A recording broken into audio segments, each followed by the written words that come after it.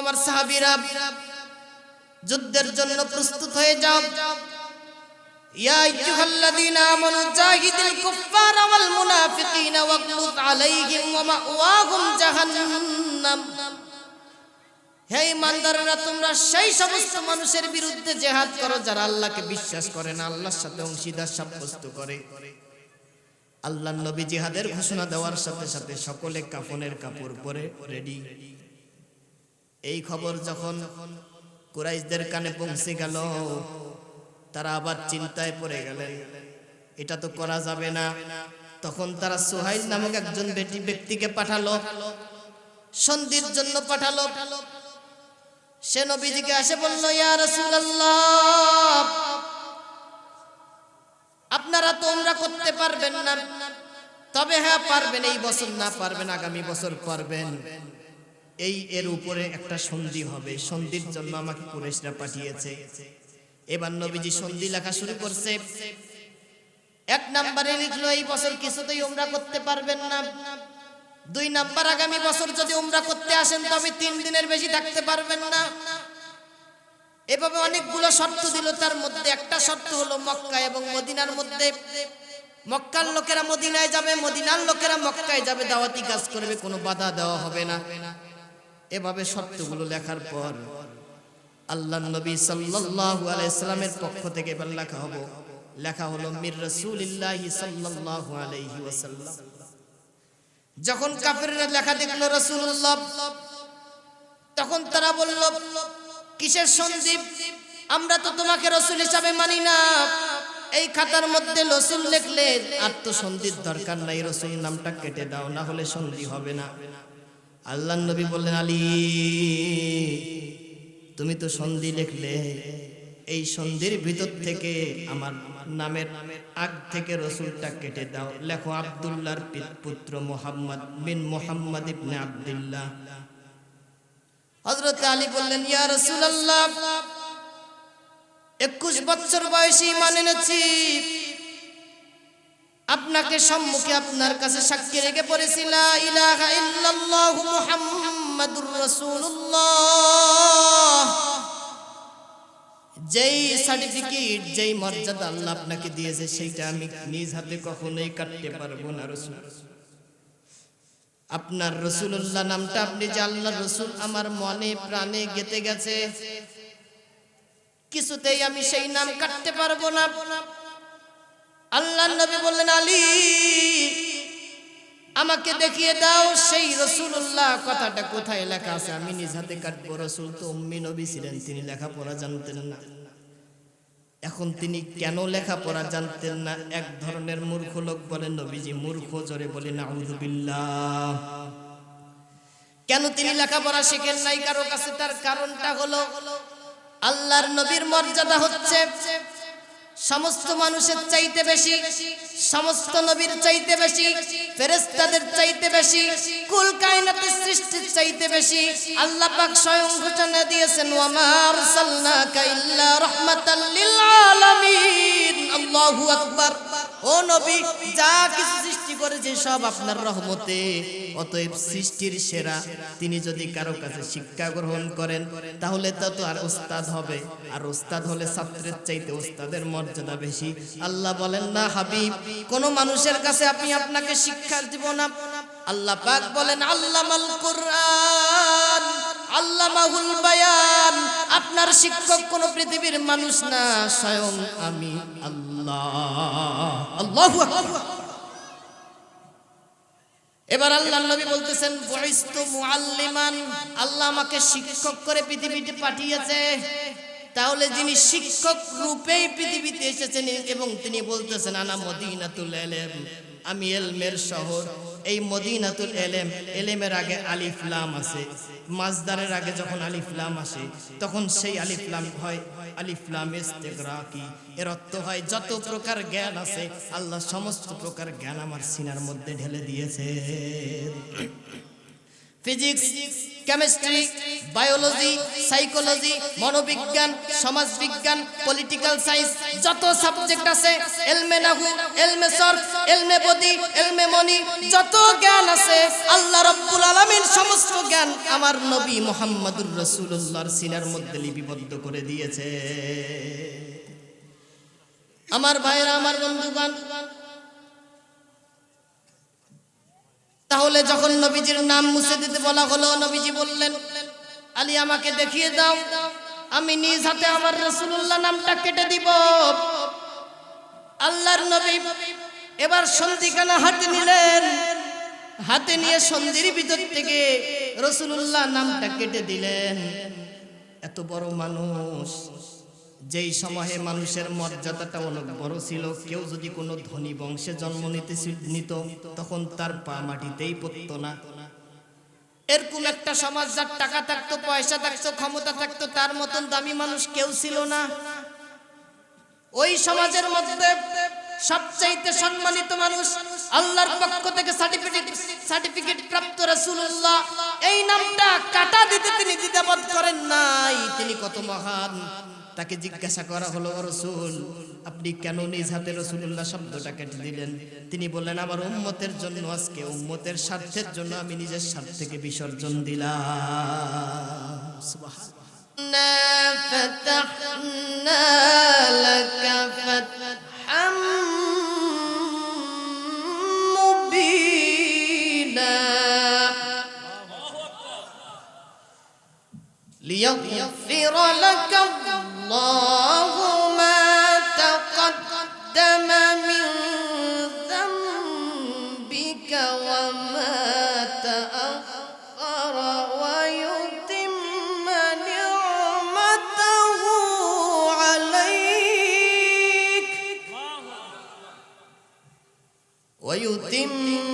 নি'মাতাহু alike ওয়া ইয়াহদিয়াকা সিরাতাম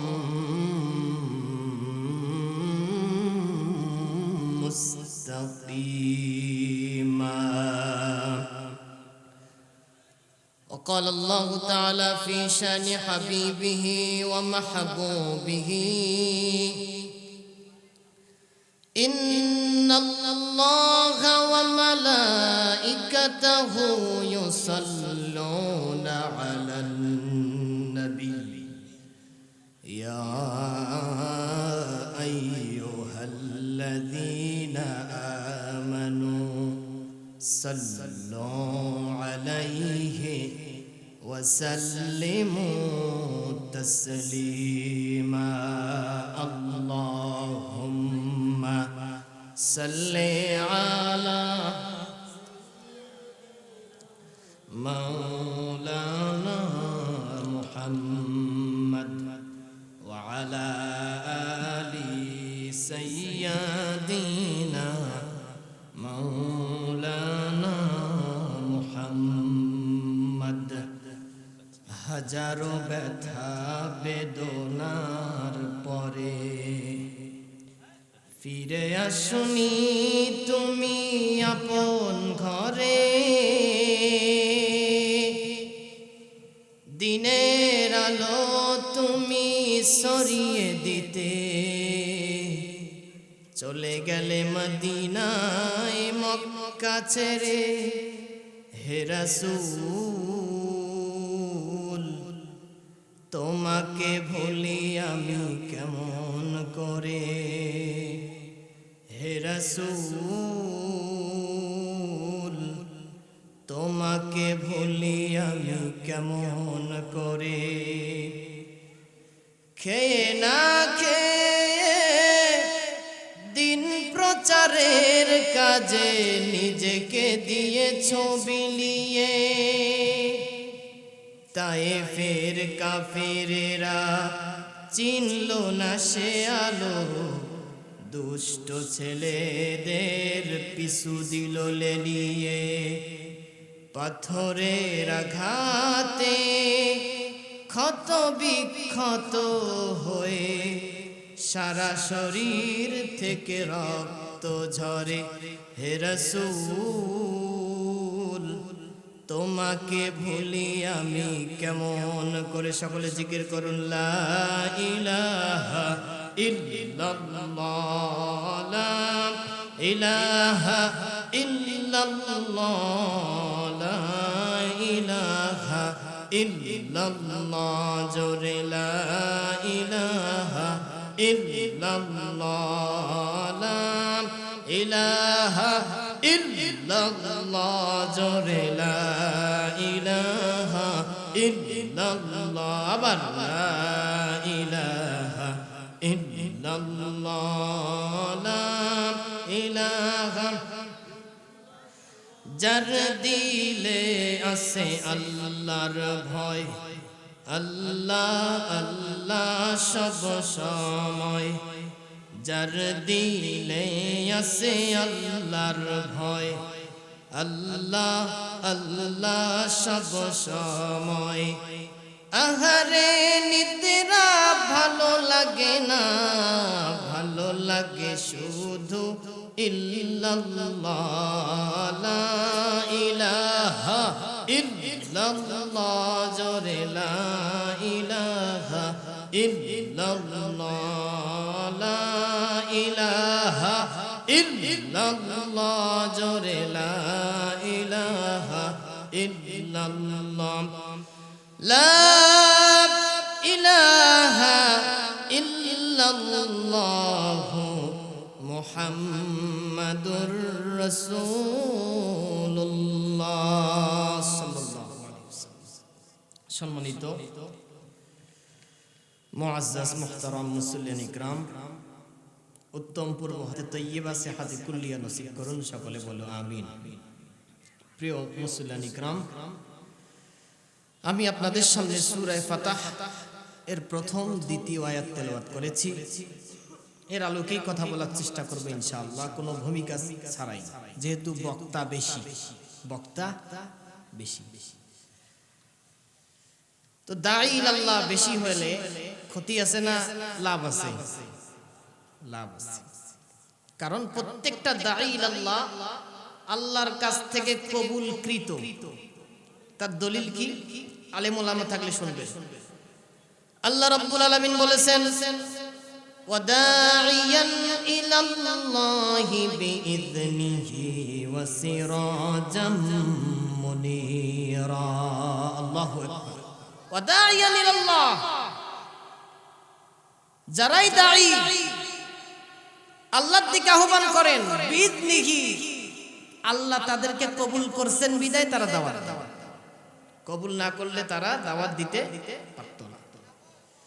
তাই দাঈ ইলাল্লাহ বেশি থাকলে ক্ষতি নাই, বরং লাভ আছে। তো ভূমিকা ছাড়াই আমি আমার আলোচনায় যাব। সূরা ফাতাহ, ফাতাহ মানে বিজয়। ফাতাহ মানে কি? বিজয়।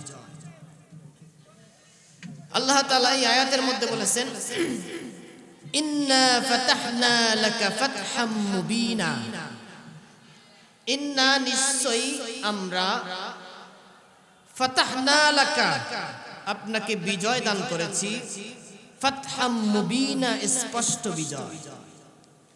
কোন আয়াত থেকে তাফসীর শুনতে হলে সেই আয়াতের প্রেক্ষাপট, নাজিলের কারণ জানতে হয়। তো এই আয়াতের আমরা আগে পরে কিছুই বুঝলাম, আপনাকে বিজয় দান করেছি, কখন আল্লাহ এই কথা বললেন, কোন প্রেক্ষাপটে বললেন, এটা জানার দরকার আছে না নাই? তো আমরা সকলে জানি আল্লাহর নবী সাল্লাল্লাহু আলাইহি ওয়াসাল্লাম 40 বছর পর্যন্ত তিনি নবুয়তের দায়িত্ব পান নাই, এমনি সাধারণ মানুষ ছিলেন। তবে লৌহে মাহফুজে আল্লাহর লিপিবদ্ধ কিতাবে আল্লাহর নবী হাদিসে মুবারাকার মধ্যে বলেছেন কুনতু নাবিয়্যান ওয়া আদামু বাইনার রূহি ওয়াল জাসাদ, আমি তখন থেকে নবী যখন আদম নবী সৃষ্টি হয় নাই। সুবহানাল্লাহ। যখন আদম নবীর রূহ এবং দেহের মাঝখানে ছিলেন। আমার দেহ এবং রূহ যদি আলাদা থাকে তাহলে আমি মানুষ না, এখনো লাশ। আমরা যে মৃত্যুবরণ করি, আমার কান আছে, চোখ আছে, হাত আছে, পা আছে, গেলটা কি? রূহ। গেছে কি? রূহ। রূহ মানুষের দেহ থেকে আলাদা হলে সেই মানুষটাই লাশ। তাহলে তিনি 40 বছর পর্যন্ত নবী হওয়ার আগ সময়টা তিনি নবুয়ত পান নাই, কিন্তু আল্লাহর খাতায় নবী ছিলেন। 40 বছর পর্যন্ত তার কোনো বাধা আসে নাই, বরং মক্কার লোকেরা বলেছে আল আমিন আস-সাদিক, বিশ্বস্ত সত্যবাদী, তাকে আমানত দিত। লিল্লাহি তাকবীর। 40 বছর তিনি দাওয়াতি কাজ করেন নাই, কোনো বাধাও আসে নাই, বিপত্তিও আসে নাই। 40 বছরের পর যখন তিনি দাওয়াতের ময়দানে নামলেন,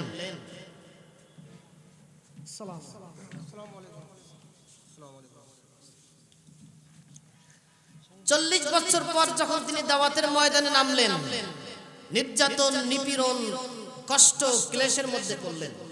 শুধু নবী না, নবীর সাথে যারা দাওয়াত ইসলাম গ্রহণ করেছে তাদের উপরও নির্যাতন চলেছে।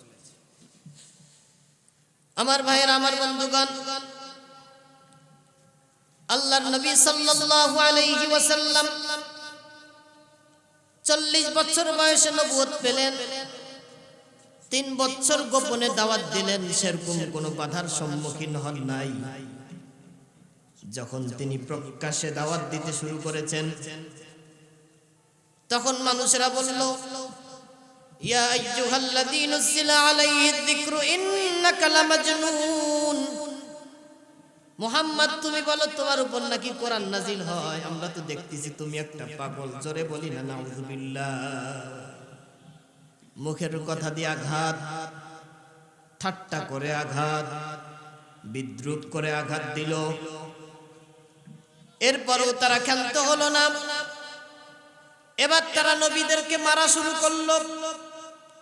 নবী করিম সাল্লাল্লাহু আলাইহি ওয়াসাল্লাম নামাজ পড়বেন, উটের নাড়ি ভুঁড়ি তার পিঠের উপরে চাপিয়ে দিল। আমার ভাইরা, আমার বন্ধুগণ, এই নির্যাতন না। একদিন তিনি নামাজে দাঁড়িয়েছেন, রুকুতে যাবেন, এমন সময় পিছন থেকে রেখে রশি দিয়ে মুহাম্মদ সাল্লাল্লাহু আলাইহি ওয়াসাল্লামের গলার মধ্যে টান দেওয়া হলো। ইন্তেকাল প্রায় করেই ফেলবেন। আবু বকর রাদিয়াল্লাহু তাআলা এসে ছেড়ে দিলেন, বললেন, এই লোকটাকে তোমরা কেন মারতে চাও? আইয়াকুলা রাব্বি আল্লাহ। এই লোকের অপরাধটা কি? এই লোক তো শুধু বলে আমার রব আল্লাহ। এই কথা বলার কারণে কি তোমরা তার উপর নির্যাতন করো? এভাবে নির্যাতন চলল। হঠাৎ একদিন হাবশার গোলাম বেলালে হাবশি নবীজির কাছে আসলেন দাওয়াত গ্রহণ করতে। নবীজি পড়িয়ে দিলেন লা ইলাহা ইল্লাল্লাহু মুহাম্মাদুর রাসূলুল্লাহ। বেলাল যখন ঈমান আনলো, বেলালের উপর কেমন নির্যাতন! তার মনিব বড় একটা পাথর তার বুকের উপরে চড়িয়ে দিল। এবার বুকের উপরে মরুর পথের মধ্যে, উত্তপ্ত রোদের মধ্যে বেলালকে শুয়ে দিয়ে বুকের উপরে পাথর চাপা দিল। পাথর চাপা দিয়ে বলল, ভুলে যা নবীকে, ভুলে যা আল্লাহকে। বেলালের মুখ থেকে ওই কঠিন সময়ের মধ্যে বের হচ্ছিল আহাদ আহাদ আহাদ, আল্লাহ এক, সুবহানাল্লাহ। এভাবে নির্যাতন, নিপীড়ন। এক পর্যায়ে আল্লাহ হুকুম করলেন, নবীজি এই নির্যাতন আর সহ করবেন না। আমি হুকুম দিলাম, আপনি এখন এই হিজরত করে চলে যান। আল্লাহর নবী হিজরত করে চলে গেলেন। মদিনাতে একটি স্টেট কায়েম করলেন, মদিনার সনদ নির্ণয় করলেন। মদিনায় থাকতে থাকতে হঠাৎ একদিন কাফেররা মদিনায় আক্রমণ করার সিদ্ধান্ত নিল। আল্লাহর নবী সাল্লাল্লাহু আলাইহি ওয়াসাল্লাম মাত্র 313 জন সাহাবীদের নিয়ে মদিনায় যেন আক্রমণ না করে তিনি বদরের প্রান্তরের দিকে ছুটলেন আর সারা রাত তাহাজ্জুদ পড়লেন। আল্লাহ, যে ইসলাম তুমি আমাকে দিয়েছো, আজ মনে হয় ইসলাম পৃথিবীর বুক থেকে মিটিয়ে যাবে। সারা রাত নবীজি কাঁদতেছেন। এমন সময় জিবরিল আমিন এসে বলল, সায়ুহজামুল জামউ ওয়া ইউওয়াল্লুনাদ দুবুর। ও নবী, চিন্তা করবেন না, আজকে বদরের ময়দানে আপনারা যতই কম সংখ্যক লোক হন না কেন, 313 জন, কাফেররা 1000 জন। সাইহুজামুল জামউ ওয়া ইউওয়াল্লুনাদ দুবুর, যুদ্ধ শুরু হতে দেরি, তারা পালাতে বাধ্য হয়ে যাবে। নবীজি শুনিয়ে দিলেন, আবু বকর, এই যে জিবরাইল এসে আমাকে সংবাদ দিল, বিজয় আমাদের হবে ইনশাআল্লাহ। এভাবে বদর গেল, উহুদ গেল, খন্দক গেল, 6টি বছর চলে গেল। আল্লাহর নবী সাল্লাল্লাহু আলাইহি ওয়াসাল্লাম একদিন স্বপ্নে দেখলেন তিনি সাহাবীদের সহ উমরা করতেছেন নিরাপত্তার সাথে। সুবহানাল্লাহ। কি স্বপ্ন দেখলেন? উমরা করা। আমরা অনেকে হয়তো হজ করেছি, উমরা করেছি। তার নবী করিম সাল্লাল্লাহু আলাইহি ওয়াসাল্লামের কাছে উমরাটা কেমন প্রিয় ছিল? তিনি তার মাতৃভূমি যাবেন, আবার আল্লাহর ঘর, সমস্ত নবীর পদতলি যেই এলাকায় পড়েছে সেই এলাকার নাম হচ্ছে কাবা। সুবহানাল্লাহ। স্বপ্নে দেখলেন, ফজরের পর বলেন, সাহাবীরা, আমি তো স্বপ্নে দেখলাম উমরা করতে যাচ্ছি এবং নিরাপত্তার সাথে। শুধু তাই নয়, আমি দেখলাম এও যে আমরা মাথা কামাচ্ছি, উটগুলি জব করতেছি। সাহাবায়ে কেরাম নবীজির স্বপ্নের কথা শুনে বললেন, ইয়া রাসূলুল্লাহ, ইয়া হাবিবাল্লাহ, আপনি যেহেতু স্বপ্নে দেখেছেন, নবীদের স্বপ্ন কখনো মিথ্যা হয় না। স্বপ্ন হচ্ছে 3 প্রকার। কয় প্রকার? নফসানি, শয়তানি, রহমানি। 3 প্রকার স্বপ্ন। নফসানি হচ্ছে সারা দিন যাই ভাবি তাই ঘুমের মধ্যে দেখি, এটাকে বলা হয় নফসানি। শয়তানি, এটা শয়তান দেখায়। মহিলা মানুষ শুয়ে গেছে, এমন সময় শয়তান স্বপ্নে দেখায়, মা গো, তোমার ছেলে পুকুরে ডুবে মরবে, যদি এই মাজারে মান্নত না করো তাহলে তোমার ছেলে পুকুরে ডুবে মারবে। মাজারে মান্নত করা জায়েজ না, হারাম। তাহলে হারাম স্বপ্ন দেখায় কে? শয়তান। রহমানি, এটা আল্লাহ দেখান। এই 3টা স্বপ্ন মানুষের জন্য। আর নবীগণ যখন এই স্বপ্ন দেখেন, সেটা নিজের থেকে দেখেন না, সেটা স্বয়ং আল্লাহ দেখান। ওহী স্বপ্ন, ওহী। ওহী নাজিলের 7টা পদ্ধতি, একটি হচ্ছে স্বপ্নের মাধ্যমে আল্লাহ ওহী করে। আল্লাহর নবী সাল্লাল্লাহু আলাইহি ওয়াসাল্লাম স্বপ্নের কথা যখন বললেন, সাহাবায়ে কেরাম রিদওয়ানুল্লাহি তাআলা আলাইহিম আজমাইন বললেন, ইয়া রাসূলুল্লাহ, আপনি যে স্বপ্ন দেখেছেন তা সত্যি ওহী। আমরা এখন এই উমরা করতে যাব। আল্লাহর নবী বললেন, ও আমার সাহাবীরা, তোমরা সকলকে এলান করে দাও, আমরা উমরা করতে যাব আজকেই। সকলকে এলান দিল। এলান দেওয়ার সাথে সাথে 1400 সাহাবী নবীজির কাছে হাজির হয়ে গেল। 1400 সাহাবী নিয়ে নবীজি এবার উমরা করতে যাবেন। মক্কা থেকে মদিনার দূরত্ব হচ্ছে 500 কিলোমিটার। কত কিলোমিটার? 500 কিলোমিটার। তখন কোনো যানবাহন ছিল না, ধীরে সুস্থে যেতে হতো উটের মধ্যে করে। এখান থেকে ঢাকা প্রায় 350 কিলোমিটার, বাসে গেল 6-7 ঘন্টা সময় লাগে। আর সে সময় 500 কিলোমিটার, উটের মধ্যে গেলে 4-5 দিন এমনিতেই সময় চলে যায়। আল্লাহর নবী যুলহুলাইফা নামক স্থানে ইহরাম বাঁধলেন, ইহরামের কাপড় পরলেন। পুরুষের জন্য ইহরাম বাঁধার নিয়ম হচ্ছে 2টা সাদা কাপড় পরবে, একটা লুঙ্গি, একটা চাদর। এই 2টা কাপড় পরে ইহরামের নিয়ত করবে, ওযু করবে, আতর লাগাবে, 2 রাকাত নফল নামাজ পড়ে ইহরামের দিকে রওনা দিবে। আল্লাহর নবী ইহরাম বাঁধলেন, ইহরাম বেঁধে যাচ্ছেন।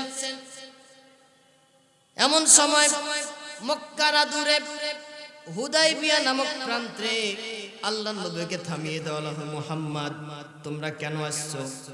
তোমাদের কিছুতেই মক্কাতে প্রবেশ করতে দেওয়া হবে না, মক্কায় তোমরা যেতে পারবে না। আল্লাহর নবী বললেন, আমরা তো যুদ্ধ করতে আসি নাই, আমরা শুধুমাত্র উমরা করতে এসেছি, আল্লাহর ঘরটা একবার তাওয়াফ করতে এসেছি। কুরাইশরা বলেই চলে গেল। তারা বলল, কিছুতেই এবার তোমাদেরকে উমরা করতে দেওয়া হবে না, মক্কায় প্রবেশ করতে দেওয়া হবে না। এভাবে বলে তারা চলে গেল।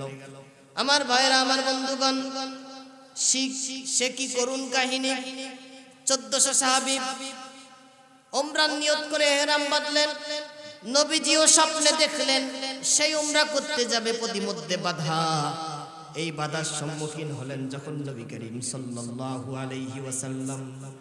আমার ভাইয়েরা, আমার বন্ধুগণ, সেখানে তিনি শিবির স্থাপন করলেন, খাওয়া দাওয়ার আয়োজন করলেন। সাহাবীদেরকে বললেন, ও আমার সাহাবীরা, আমরা এবার উমরা করবই।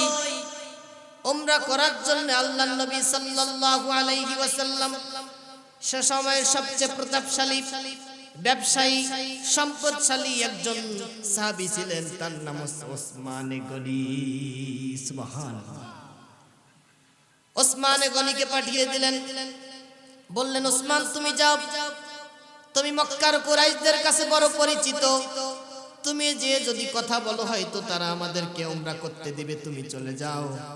হযরত ওসমান রাদিয়াল্লাহু তাআলা সেখানে চলে গেলেন।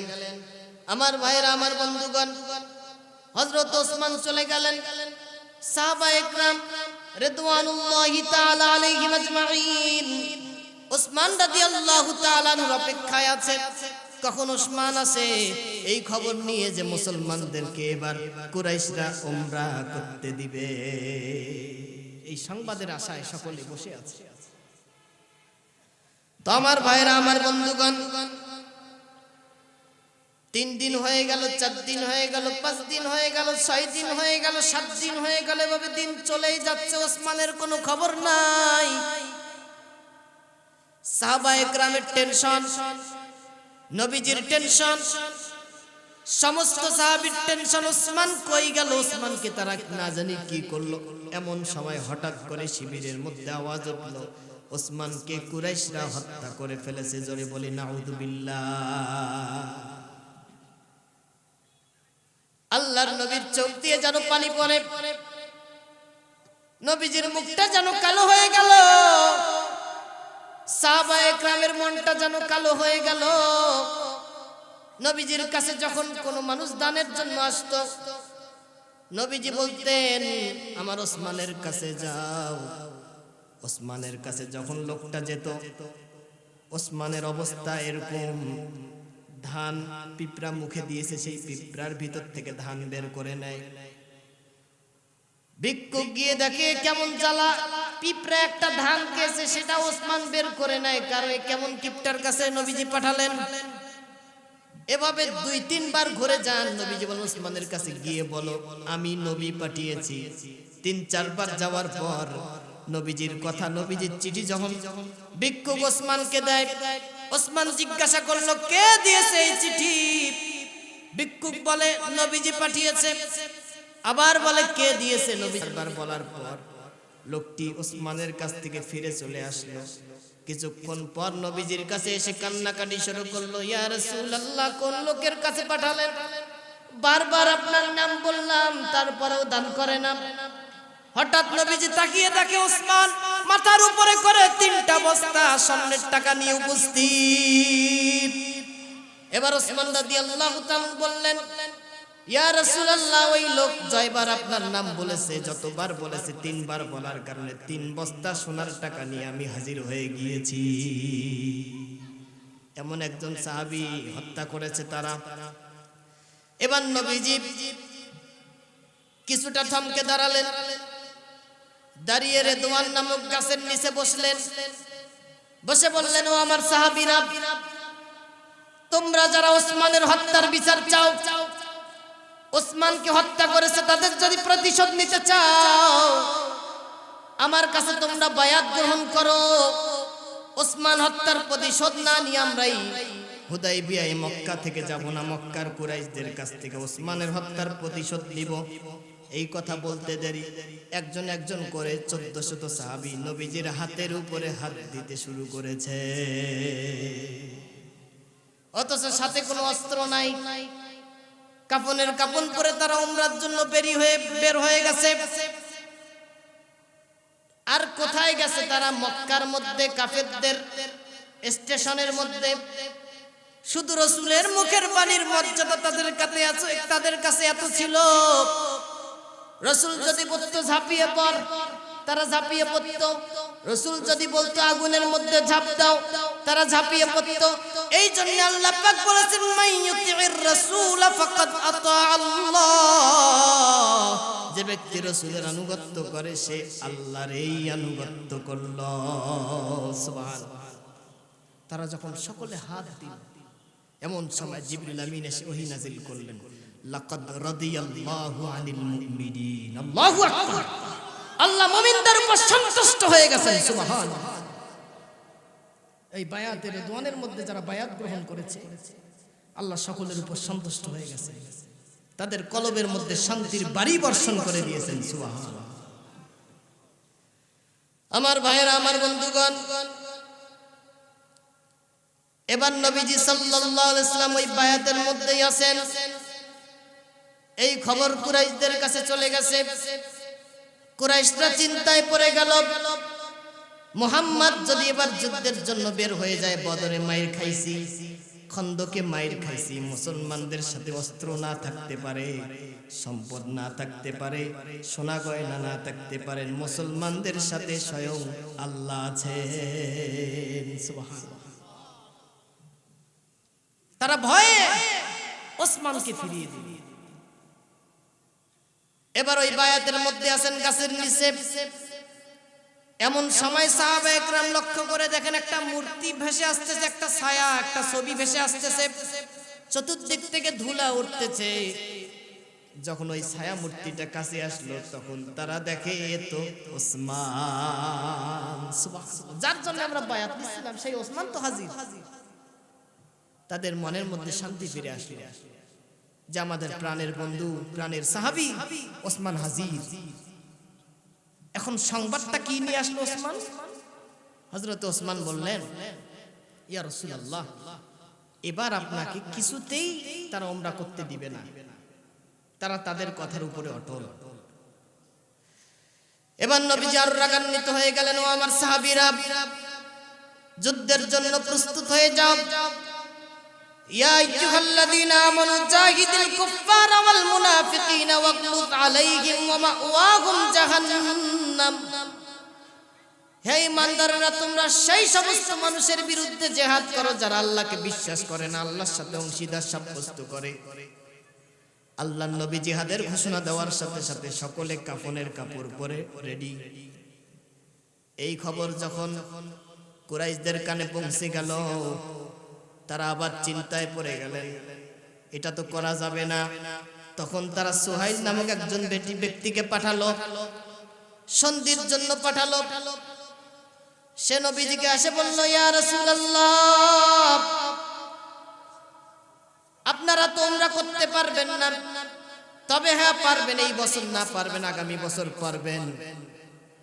এর উপরে একটা সন্ধি হবে, সন্ধির জন্য আমাকে কুরাইশরা পাঠিয়েছে। এবার নবীজি সন্ধি লেখা শুরু করছে। এক নম্বরে লিখলো, এই বছর কিছুতেই উমরা করতে পারবেন না। 2 নাম্বার, আগামী বছর যদি উমরা করতে আসেন তবে 3 দিনের বেশি থাকতে পারবেন না। এভাবে অনেকগুলো শর্ত দিল। তার মধ্যে একটা শর্ত হলো মক্কা এবং মদিনার মধ্যে, মক্কার লোকেরা মদিনায় যাবে, মদিনার লোকেরা মক্কায় যাবে, দাওয়াতি কাজ করবে, কোনো বাধা দেওয়া হবে না। এভাবে শর্তগুলো লেখার পর আল্লাহর নবী সাল্লাল্লাহু আলাইহি সাল্লামের পক্ষ থেকে এবার লেখা হলো মির রাসূলিল্লাহি সাল্লাল্লাহু আলাইহি ওয়াসাল্লাম। যখন কাফেররা লেখা দেখলো রাসূলুল্লাহ, তখন তারা বলল, কিসের সন্ধি? আমরা তো তোমাকে রাসূল হিসাবে মানি না। এই খাতার মধ্যে রাসূল লিখলে আর তো সন্ধির দরকার নাই, রাসূল নামটা কেটে দাও, না হলে সন্ধি হবে না। আল্লাহর নবী বললেন, আলী,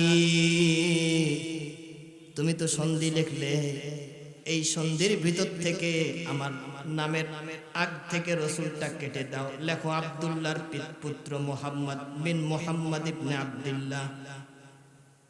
হযরত আলী বললেন, ইয়া রাসূলুল্লাহ, 21 বছর বয়সে ঈমান এনেছি, আপনাকে সম্মুখে আপনার কাছে সাক্ষী রেখে পড়েছি লা ইলাহা ইল্লাল্লাহু মুহাম্মাদুর রাসূলুল্লাহ। যেই সার্টিফিকেট, যেই মর্যাদা আল্লাহ আপনাকে দিয়েছে, সেইটা আমি নিজ হাতে কখনোই কাটতে পারবো না রাসূল। আপনার রাসূলুল্লাহ নামটা আপনি যে আল্লাহর রাসূল আমার মনে প্রাণে গেঁথে গেছে, কিছুতেই আমি সেই নাম কাটতে পারবো না। আল্লাহর নবী বললেন, আলী আমাকে দেখিয়ে দাও সেই রাসূলুল্লাহ কথাটা কোথায় লেখা আছে, আমি নিজ হাতে কাটবো। রাসূল তো উম্মি নবী ছিলেন, তিনি লেখাপড়া জানতেন না। এখন তিনি কেন লেখাপড়া জানতেন না? এক ধরনের মূর্খ লোক বলেন নবীজি মূর্খ, জোরে বলে নাউযু বিল্লাহ। কেন তিনি লেখাপড়া শিখেন নাই কারো কাছে? তার কারণটা হলো আল্লাহর নবীর মর্যাদা হচ্ছে সমস্ত মানুষের চাইতে বেশি, সমস্ত নবীর চাইতে বেশি, ফেরেশতাদের চাইতে বেশি, কুল কায়নাতের সৃষ্টির চাইতে বেশি। আল্লাহ পাক স্বয়ং ঘোষণা দিয়েছেন, ওয়া মা আরসালনাকা ইল্লা রাহমাতাল লিল আলামিন। আল্লাহু আকবার। ও নবী, যা কিছু সৃষ্টি করেছে সব আপনার রহমতে।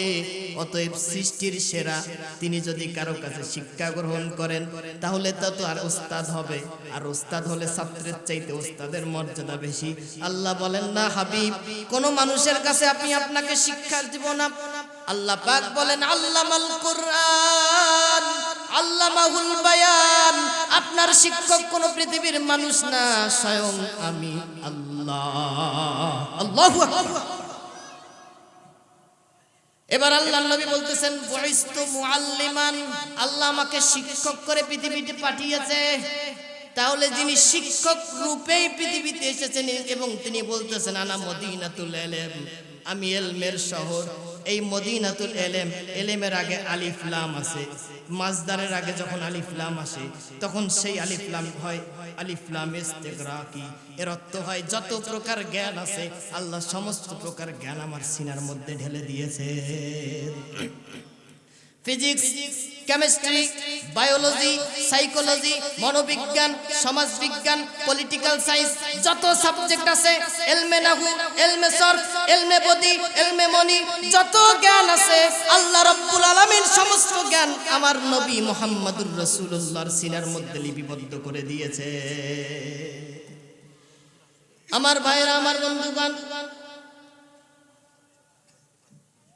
তাহলে যখন নবীজির নাম মুছে দিতে বলা হলো, নবীজি বললেন আলী আমাকে দেখিয়ে দাও, আমি নিজ হাতে আমার রাসূলুল্লাহ নামটা কেটে দিব। আল্লাহর নবী এবার সন্ধিখানা হাতে নিলেন, হাতে নিয়ে সন্ধির ভিতর থেকে রাসূলুল্লাহ নামটা কেটে দিলেন। এত বড় মানুষ, যেই সময়ে মানুষের মর্যাদাটা অনেক বড় ছিল, কেউ যদি কোনো ধনী বংশে জন্ম নিত তখন তার পা মাটিতেই পড়তো না। এরকম একটা সমাজ যার টাকা থাকতো, পয়সা থাকতো, ক্ষমতা থাকতো, তার মতন দামি মানুষ কেউ ছিল না। ওই সমাজের মধ্যে সবচাইতে সম্মানিত মানুষ আল্লাহর পক্ষ থেকে সার্টিফিকেট প্রাপ্ত রাসূলুল্লাহ, এই নামটা কাটা দিতে তিনি দ্বিধাবোধ করেন নাই। তিনি কত মহান। তাকে জিজ্ঞাসা করা হলো, রাসূল আপনি কেন নিজ হাতে রাসূলুল্লাহ শব্দটা কেটে দিলেন? তিনি বললেন আমার উম্মতের জন্য, আজকে উম্মতের স্বার্থের জন্য আমি নিজের স্বার্থ থেকে বিসর্জন দিলাম। সুবহানাল্লাহ। রাসূল কেটে দিলেন।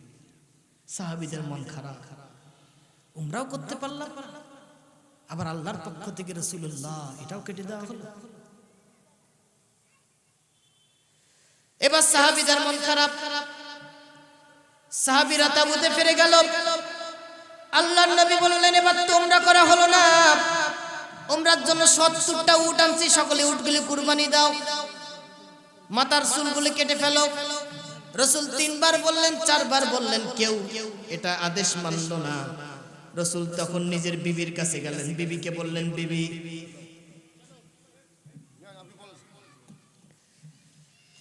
মাওলানা ইকবাল হোসেন হক্কানির আগমন, সকল বলেন শুভেচ্ছায় স্বাগত, নারায়ে তাকবীর। নবী মাথা নেড়া করার নির্দেশ দিলেন, কেউ নির্দেশ মানল না। তখন তাবুতে গিয়ে দেখেন উম্মে সালামা স্ত্রীকে বললেন, স্ত্রী এখন কি করা যায় বলো তো, এই অবস্থা কি করা যায়? উম্মে সালামা বললেন, ও রাসূলুল্লাহ সাল্লাল্লাহু আলাইহি ওয়াসাল্লাম আপনি একটা কাজ করেন, তাবু থেকে বেরিয়ে নিজের উটটা নিজে কুরবানি দেন, নিজের মাথাটা নিজেই কেটে ফেলেন, নেড়া করেন। আল্লাহর নবী নিজের মাথা নেড়া করলেন, উটটা কাটলেন।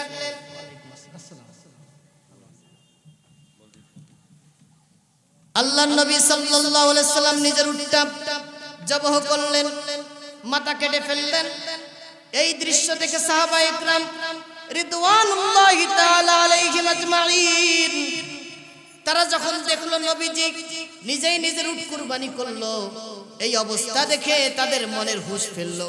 এতক্ষণ তো আমরা রাসূলের আদেশ মানি নাই, রাসূল 3 থেকে 4 বার বলেছে তোমাদের উটগুলো কুরবানি করো। এবার সাহাবায়ে কেরাম হুঁশ ফিরে নিজের উট কুরবানি করলেন, মাথাটা নেড়া করলেন। খুশিতে মাথা নেড়া করতে করতে অনেক সাহাবী মাথা কেটে ফেলেছেন। জোরে বলি সুবহানাল্লাহ। তাহলে এখান থেকে শিক্ষা কি? অনেক স্বামী আছে স্ত্রীর সাথে খারাপ ব্যবহার করে, স্ত্রীর কাছে পরামর্শ নেয় না। আল্লাহর নবীর সুন্নাত যখন কোনো কাজ করবেন স্ত্রীর কাছে পরামর্শ নেবেন। ওই লোকটার মাধ্যমে আপনার ইজ্জতের আল্লাহ হেফাজত করেছেন। আল্লাহ বলেছেন হুন্না লিবাসুল লাকুম ওয়া আনতুম লিবাসুল লাহুন। এই ঠান্ডার মধ্যে যদি পোশাক না থাকতো তাহলে কেমন হতো? ভালো হতো। আল্লাহ বলতেছেন চরিত্রের পোশাক হচ্ছে স্ত্রী। সুবহানাল্লাহ। স্ত্রীর কাছে পরামর্শ নিলেন। আল্লাহর নবী বললেন কোন স্বামী যদি স্ত্রীকে দেখে মুস্কি হেসে দেয়, আল্লাহ তাআলা তৎক্ষণাৎ একটা সদকা করার সওয়াব দিয়ে দেয়। আর 2-1 মিনিট কথা বলবো, এবার নবীজি ফিরে যাবেন। ফিরে যাওয়ার পথে ওমর রাদিয়াল্লাহু তাআলা বললেন, ও আল্লাহর নবী, আপনি কি সত্যি স্বপ্নে দেখেছেন উমরা করতে যাচ্ছেন? আমরা তো উমরা করতে পারলাম না। আপনি হাদিসের মধ্যে বলেছেন ইন্নাল হুজ্জাজ ওয়াল উম্মার ওয়াফদুল্লাহ, হাজীগণ উমরাকারীগণ আল্লাহর মেহমান। ইন দাউহু, আল্লাহর কাছে যদি তারা কোনো দোয়া করে আল্লাহ সাথে সাথে কবুল করে নেয়। ওই মক্কার মধ্যে একটা পাথর আছে, যেই পাথরের মধ্যে চুম্বন করার সাথে সাথে জীবনের সমস্ত গুনাহ আল্লাহ মাফ করে দেয়। যেই এলাকার মধ্যে সমস্ত নবীর পা পড়েছে সেই এলাকায় যাওয়ার কথা। আর আপনি আরো বলেছেন আল উমরাতু ইলাল উমরাহ কাফফারাতুল লিমা বাইনাহুন, এক উমরা থেকে আরেক উমরা সমস্ত গুনাহ আল্লাহ মাফ করে দেয়। এত সুন্দর কথা বলেছেন, সেই উমরা আমরা করতে পারলাম না। ও আল্লাহর নবী, আপনি কি সত্যিই স্বপ্নে দেখেছেন? আল্লাহর নবী বলেছেন ওমর থামো, এমন তো অবস্থায় রাস্তায় যাবেন। এমন তো অবস্থায় আল্লাহ আয়াত নাযিল করলেন, লাকাদ সাদাকাল্লাহু রাসূলাহুর রুইয়া বিল হক লাতাদখুলুন্নাল মাসজিদাল হারাম। আল্লাহু আকবার। শেষ করে দিচ্ছি আর 2 মিনিট। এবার আল্লাহ রাব্বুল আলামিন আয়াত নাযিল করলেন যে রাসূল যে স্বপ্ন দেখেছে সেটা সত্য। শুধু এই নয় ওমর, তোমরা অবশ্যই নিরাপত্তার সাথে উমরা করতে পারবে, সেটাও আল্লাহ ওয়াদা দিয়েছেন। এবার আল্লাহ পরের আয়াত নাযিল করলেন মুহাম্মাদুর রাসূলুল্লাহ। আল্লাহু আকবার। ওমর ও 1400 সাহাবী কাফেরদের 10 বছর এই সন্ধি চুক্তিতে রাসূলুল্লাহ নাম না থাকতে পারে, আমি আমার কোরআন আল্লাহর কালামের মধ্যে রাসূলুল্লাহ লিখে চিরস্থায়ী করে দিলাম। সুবহানাল্লাহ। কালাম কতদিন থাকবে? কুল্লু মান আলাইহা ফান, সমস্ত কিছু ধ্বংসশীল। ওয়া ইয়াবকা ওয়াজহু রাব্বিকা যুল জালালি ওয়াল ইকরাম, শুধু আল্লাহ বেঁচে থাকবেন। তাহলে আল্লাহ যদি বেঁচে থাকে আল্লাহর কথাও বেঁচে থাকবে, কিয়ামত হবে, কোরআন ধ্বংস হবে না। জান্নাতের মধ্যেও আল্লাহ স্বয়ং কোরআন তেলাওয়াত করে জান্নাতীদের শোনাবে। সেই আয়াতের মধ্যে আল্লাহ বলেছেন মুহাম্মাদুর রাসূলুল্লাহ। এরপরে ওমরকে জানিয়ে দেন 3 নম্বর তত্ত্ব, ইন্না ফাতাহনা লাকা ফাতহাম মুবিনা। ও নবী, এই হুদায়বিয়ার সন্ধির মাধ্যমে আপনাকে আমি প্রকাশ্য বিজয় দান করলাম। সাহাবীরা বললেন এটা কেমনে প্রকাশ্য বিজয় হয়? এই সন্ধির ফলে এমন কিছু ঘটনা ঘটে গেল এর মাঝখানে। মক্কার লোকেরা মদিনায় আসতো, মদিনার লোকেরা মক্কায় আসতো। নির্বিঘ্নে দাওয়াতি কাজ করার কারণে মানুষের কাছে এমন ভাবে ইসলাম প্রচার হয়ে গেল। 8ম হিজরিতে নবীজি চিন্তা করলেন আজকে কাউকে না জানিয়ে আমরা মক্কার উদ্দেশ্যে রওনা দিব। মক্কার উদ্দেশ্যে রওনা দিয়ে ইসলামের কালিমার পতাকা নিয়ে মক্কার মধ্যে উঁচু করে আল্লাহর নবী সাল্লাল্লাহু আলাইহি ওয়াসাল্লাম মক্কা আল মুকাররমা কাবাতুল মুশাররাফাকে কাফেরদের হাত থেকে বিজয় করে ইসলামের পতাকা গেড়ে দিয়েছেন। যদি বলে আল্লাহু আকবার। কাবা শরীফ থেকে তিনি কুল জাল হক ওয়া যাকাল বাতিল ইন্নাল বাতিলা কানা যাহুকা এই আয়াত তেলাওয়াত করে 360টা মূর্তি কাবা শরীফ থেকে তিনি ভেঙে চুরে চুরমার করে দিয়েছেন। আল্লাহু আকবার। আল্লাহ বলেছেন ইন্না ফাতাহনা লাকা ফাতহাম মুবিনা। সুতরাং বিজয় সুনিশ্চিত। আল্লাহর পরিকল্পনার উপর সন্তুষ্ট থাকতে হবে। আমরা মুসলমান, আমাদের ঈমান আছে, অতএব আল্লাহ তাআলা পুরো পৃথিবীর ক্ষমতা মুসলমানদের হাতে দিবেন। জোরে বলি সুবহানাল্লাহ।